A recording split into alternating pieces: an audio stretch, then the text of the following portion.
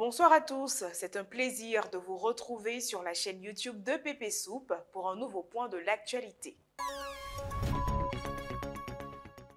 Dans la cité Sodessi de Trois-Rouges à Yopougon, la situation préoccupante des eaux usées toxiques continue de causer des problèmes aux habitants et aux commerçants. Les rues de cette cité sont régulièrement envahies par les eaux de toilette, créant ainsi une pollution environnementale alarmante. Les commerçants qui vivent un véritable calvaire lancent un SOS pour attirer l'attention sur cette situation désespérée. Les habitants de la cité Sodessi essaient par tous les moyens d'attirer l'attention des autorités municipales sur la situation très désagréable qu'ils vivent dans le quotidien.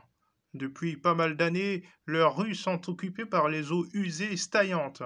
Selon les habitants, en plus de dégrader l'image de la commune, elles polluent l'environnement. Ça fatigue nos clientes. Bon, souvent même ça chasse d'autres clientes, elles n'arrivent pas à rentrer à cause de l'eau de caca. Mais depuis, ils n'ont pas encore cherché à régler ce problème. Donc on est dedans, on espère qu'ils vont enlever. Les riverains lancent un cri de cœur à la municipalité afin qu'elle remédie à leurs problèmes de pollution environnementale. Pendant ce temps, dans un tout autre registre, nous découvrons le parcours de Comenan Odilon. Après avoir obtenu son baccalauréat, il a décidé de se lancer dans un service de transfert d'unités en collaboration avec des amis. Malgré les obstacles et le désaccord de ses partenaires, il a poursuivi sa vision avec détermination et a élargi ses activités au fil des années. Voici son histoire. Odilon fait aujourd'hui partie des grands entrepreneurs de Yopougon. Son acharnement dans le travail a finalement porté ses fruits. Après avoir été tenancier de cabine téléphonique, ses économies lui ont permis d'ouvrir une agence de transactions financières. Un kiosque et un restaurant ont suivi. De grandes réalisations dont l'entrepreneur reste fier. C'est avec cette caisse-là que j'ai commencé, et avec un parasol. Donc j'étais là, et puis par persévérance, jusqu'à ce que le quartier commence à s'habiter, ma clientèle s'accroît, tout ça et autres. Donc, j'ai décidé d'ajouter d'autres produits à mon activité. Je ne voulais pas seulement me limiter au transfert d'unités, tout ça et autres. Donc, j'ai acheté des accessoires, chargeurs, écouteurs, tout ça et autres. Et bizarrement, ça prenait. Voilà. Et pendant que j'étais dans cette lancée-là, j'ai reçu la visite de quelques fournisseurs des agences de communication Orange, Move et MTN qui sont venus me proposer des puces de transfert d'argent. Les petites économies que j'avais, j'ai commencé avec. Et les clients eux-mêmes, quand ils venaient, voilà, je leur proposais, quand ils voulaient faire des dépôts de grandes sommes, je leur proposais de laisser le montant. Des gens qui ne me connaissaient pas, mais ils me faisaient cette confiance-là.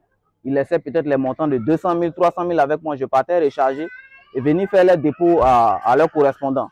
Donc voici comment la confiance est partie et un peu, Dieu m'a fait grâce, j'ai eu une ouverture et puis j'ai pu faire mon conteneur. Odilon n'a pas fini de se surpasser. Il continue de travailler dur pour agrandir ses entreprises. En parlant de passion, Ghislain Kofi Konan a également suivi son cœur en choisissant la menuiserie comme vocation. Après avoir quitté le système scolaire, il suit une formation professionnelle dans le domaine de la menuiserie.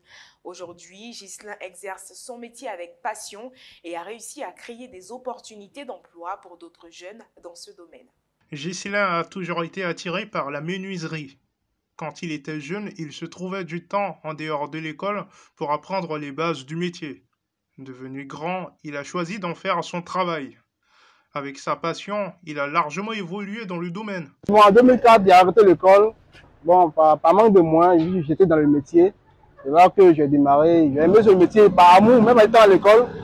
J'ai aimé comme ça le métier. J'ai fabriqué les meubles et tout. J'ai aimé ça, c'est là que j'ai aimé, puis je me suis lancé là-dedans.